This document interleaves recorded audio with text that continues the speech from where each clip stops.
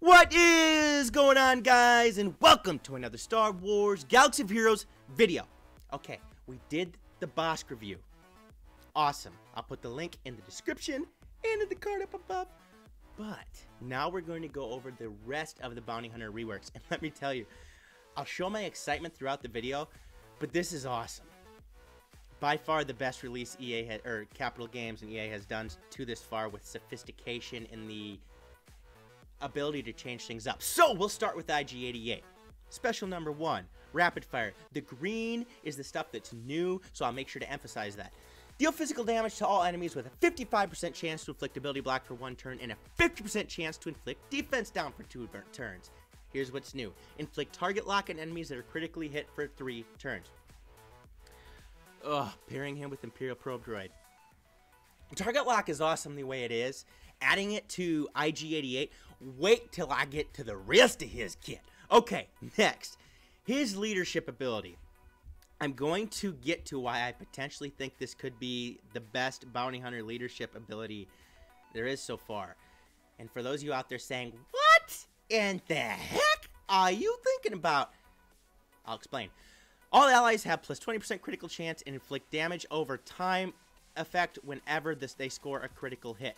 Okay, when IG-88 is in the leader slot and not the ally slot, the following contract is active. Score critical hits against debuff enemies 10 times. Okay, here's the reward that everybody gets. All bounty hunters gain plus 25% offense and potency for the rest of the battle.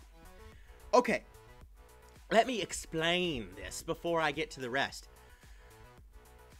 The ability to get the contracts for the rest of the bounty hunters, it says score critical hits against debuff enemies 10 times. First of all, you're running with these bounty hunters and there's going to be a lot of debuffs on the field to start with. 2, you know how many AoE attacks that the bounty hunters have?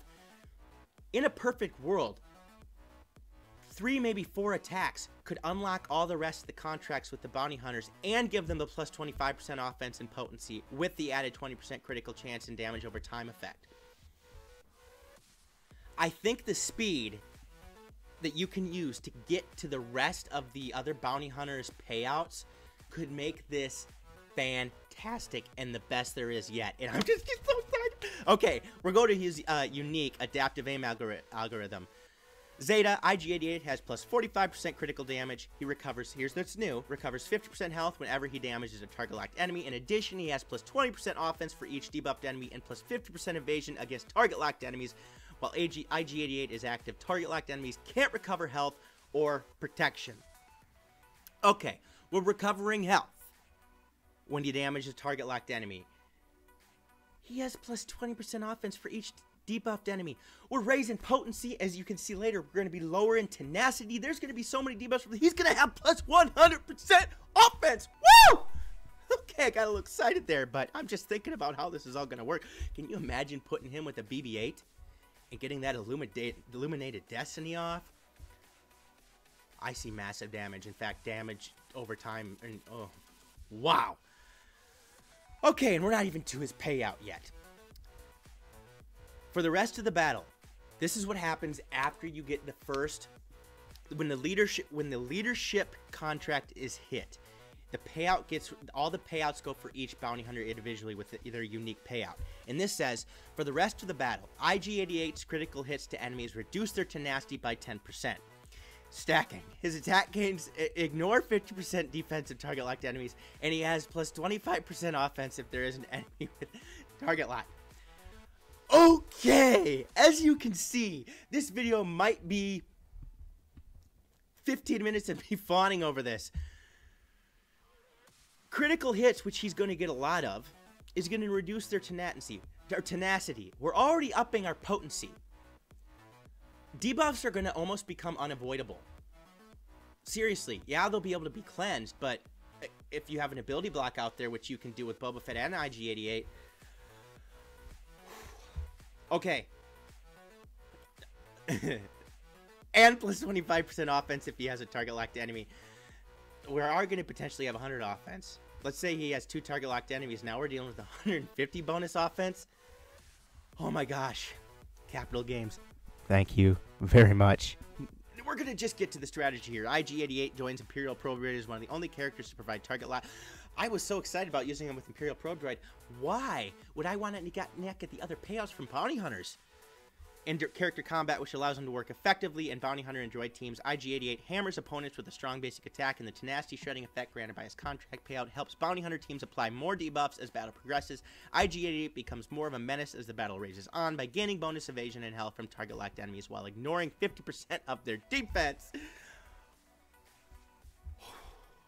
Let's all just take a moment to think about this.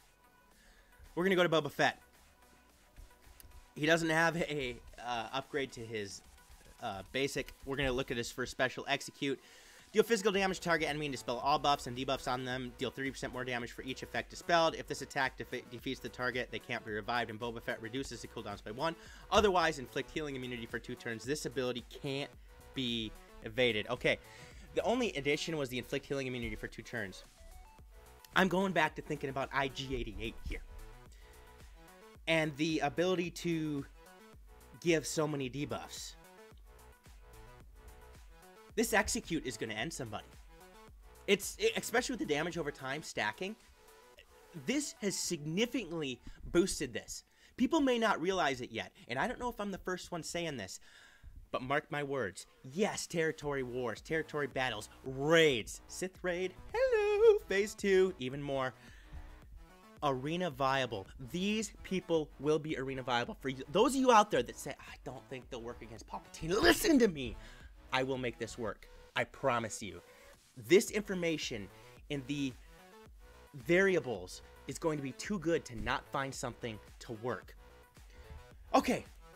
Leadership. Dead or alive. All allies gain plus 50% critical damage, 10% critical chance, blah, blah, blah. We all know this. Bounty Hunter allies gain plus 50 speed for each debuffed enemy. Of course, there could be a lot of debuffs again, so we could be 15 times 5, which I think is 60, 15, 30. Yep, it is. No, it's 75. Oh, I had an A+ in math in high school.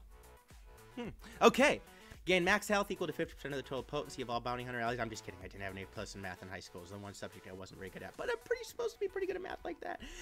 And gain 15% turn meter whenever a thermal detonator explodes. Here's the addition. When Boba Fett is in the leader slot and not the ally slot, the following contract is active. Contract. All Bounty Hunter allies have plus 25% tenacity for the rest of the battle. When I read this through at first, I'm like, oh, that's awesome. Except he's not going to be my leader anymore. Boba, I'm sorry. As an early game player, Boba is a great leader. Why? Because he can fit in as a leadership, and all characters around him can have plus 50% critical damage and 10% critical chance, not just Bounty Hunters. But he's out. Gone. Okay, let's go to his contract now. Boba Fett gains plus 100% turn meter, and for the rest of the battle has plus 50 speed and additional defense penetration equal to 200% of his defense penetration. Okay! I just talked about Execute a little bit ago. First of all, you can get Bubba Fett modded to 250. Now he's going to be 300 speed after he gets this payout with more damage, or defense penetration, which is basically damage. Do you have any idea of what we're dealing with here? IG-88 Boba Fett, these could be the biggest damage dealers of the game. I'm talking scavenger ray-like. Scavenger ray-like.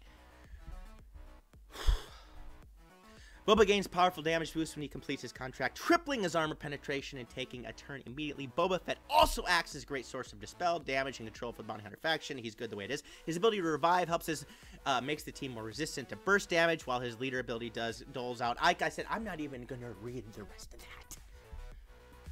Credo. Who shot first? His basic ability. Deal physical damage to target enemy with, here's the addition, a 70% chance to gain potency up for 1 turn when attacking an enemy with a thermal detonator. This attack has plus 25% critical damage. I sat here, I looked at this, and I went, am I missing something? What is it? And then I figured out, yes, he uses his thermal detonators, and they'll stick on somebody. They don't explode right away. And when he attacks that person, 70% chance to gain potency up for 1 turn. Okay? Also, what comes from that is the attack has plus 25% critical damage. So, we're looking at damage up again. Explosive Sabotage.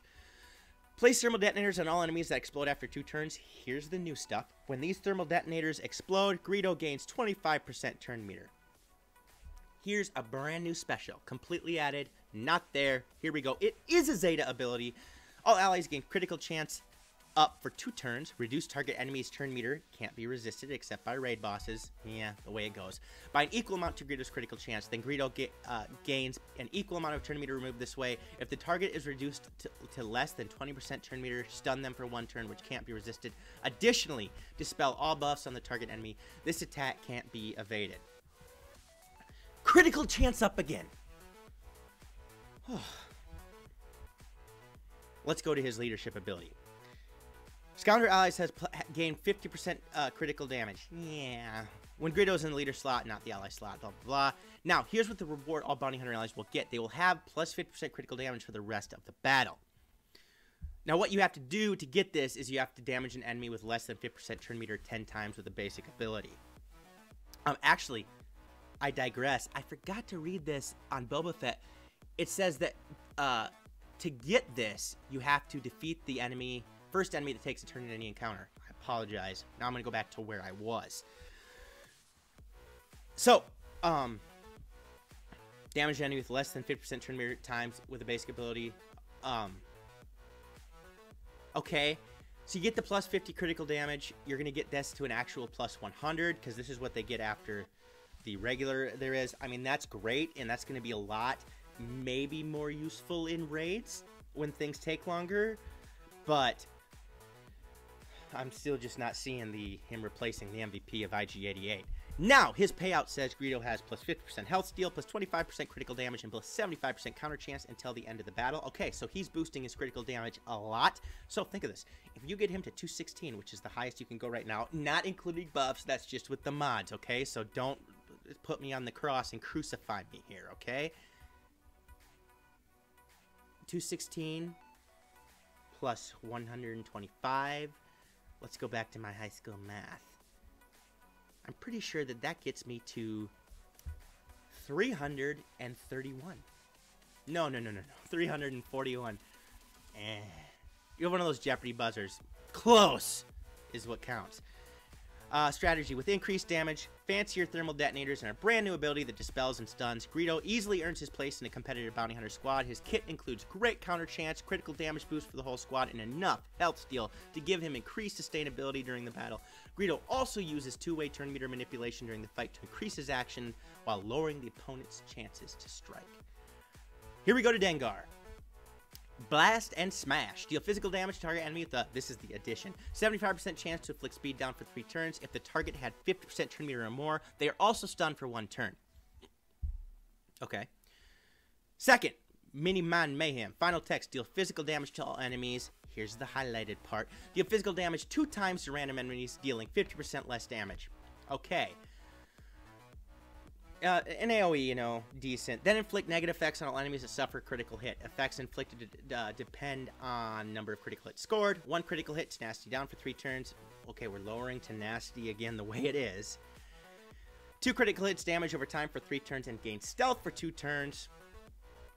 3 critical hits, 50% turn meter reduction.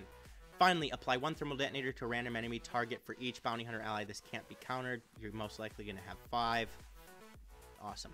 Okay, so we're looking at his leadership ability. This is just added. This is the new part. Bounty hunter allies have plus 50% health steal. In addition, all enemies have minus 50% critical damage when Dengar is in the leader slot and not the ally slot. Interesting. Okay, Grievous is a character that, you know, takes stuff away from the other team. I know Palpatine's leadership, you know, will give negative stuff to Rebels and Jedi, but this is really intriguing because this is the first leadership ability, one of the first, that takes critical damage away from the other team. So 1, we're going to gain health steal, and 2, we're going to lower the damage output by the other team. Bounty hunters sound like resiliency and survivability, and it's very intriguing and exciting. Again, I don't know. Well, first, that's awesome, but now let's look what you have to do. You have to damage the healthiest enemy 10 times. Okay, that is achievable, because if you're going to use an AoE, the healthiest enemy is going to keep being damaged. Very achievable. So you're going to get that health steal, and you're going to get the minus 50% critical damage. Woo! Again. So what does he give? Oh, okay, and here's the reward that he gives. All enemies have minus 20% off onto the rest of the battle. So not only are we subtracting minus 50% critical damage, we're subtracting 20% offense. And I feel that this one's going to be easy to get as well. Excuse me, as I go back up and read IG-88s just to see 20% critical chance damage over time. All bounty hunters gain plus 20%. I still think I like the offensive potency added to the team. We're going to stick with that. Although, he's giving him a run for his money. His unique Grizzled Veteran. This is Zeta. Whenever Dengar receives a critical hit, he gains stealth for 2 turns. Whenever an enemy evades Dengar's attacks, he gains plus 60% turn meter. Whenever Dengar suffers a debuff, he gains tenacity up for 2 turns. While Dengar is stealth, enemies can't gain stealth. Whenever this ability's effect triggers, Dengar recovers 3% health and protection. Okay, let's forget about the Maul Zeta lead. If he is stealth, and the enemy team is using an R2, which a lot of them still do, Jedi Training Rey, Commander Luke, and he tries to stealth everybody. If I'm reading this correctly, that means they can't stealth. Now, he has to be stealth first. This is fan-freaking-tastic. Think about this. This is an added ability characteristic that has not been seen yet in the game. How is this going to work? People can read this, think how awesome it is, as I do, but wait till we get to the variations that we get to put together here and work with. And all these guys are going to get these payouts anyway. Imagine that you get this fact, oh, and this is just a regular ability. Oh my goodness gracious me. I'm telling you, watch out. Whew, I have to gather myself there. And his contract states that Dengar has plus 25% offense, plus 25% speed. In addition, while Dengar is stealth, he has 6% chance to assist when another bounty hunter ally uses a special ability. Dengar's rework turns him into a survivable enabler for the rest of the team. The recovery he receives from Grizzled Veteran keeps him in the fight and makes him more durable than ever before. When Dengar is in stealth, he denies opponents the ability stealth, which is not only satisfying, but can also be crucial in tracking elusive prey. Once his contract is nullified, Dengar starts racking up the damage with constant assists that have a chance to call other assists. Dengar is a versatile, as he can be paired with Bossk lead for more recovery or Bubba Fett lead for turn meter. Woo! Bossk leadership ability is great. I'm still thinking we go with IG-88 here, and here's why. People may be looking at me and thinking I'm crazy, and I might be, but the ability to quickly get all of these contracts is game-changing. And then the addition. Wow. Capital Games, I'm going to say this again. This is the most exciting rework you have done yet. We've had some big events, okay? Fulcrum, Thrawn release, awesome. Commander Luke, huge. Huge. And then we're going to look at Jedi Training Rey. Then we had Darth Sion and the Sith rework. This is by far the most sophisticated. And what I love about that is it's not just one person being thrown in there and everybody going, okay, this is what's going to happen. This is how you can fit them in. It's going to work with the same team, like the Nightmare team. No, these variations, what leadership ability to choose, what contracts are going to be, given out. Do you want to run it with the droid potentially instead of 4 bounty hunters? The versatility here, as I'm going to say again, this is probably going to be 5 minutes of me fawning over how awesome this is. Now, I'm saying it again, for the 2 months of lull time that we've had, this by far makes up for it. If you bring out something this good every 2 months, just stay with the schedule, because this is unbelievable, and I cannot wait to test it. And let me tell you, before I fawn anymore, I better try to sign off here. So, remember, please hit the subscribe button. If you like it, share. Get other people to subscribe. If you don't like it, please watch more videos, because maybe you can find one that piques your interest. And don't forget, if you subscribe, to hit that little bell right next to it, because of course things can't just be that easy anymore. We have to press one button. You have to press the bell too, so every time a video is posted, you get an alert. Share, spread, like, and don't forget to hit that like button. If we can get 500 likes, I'm going to do a personal shout out and a $25 Amazon gift card giveaway to somebody randomly that comments in the section. I just pulled that out of thin air. Pretty good, huh? Okay, so subscribe, like, hit the notification bell. Peace out, and may the force be with you.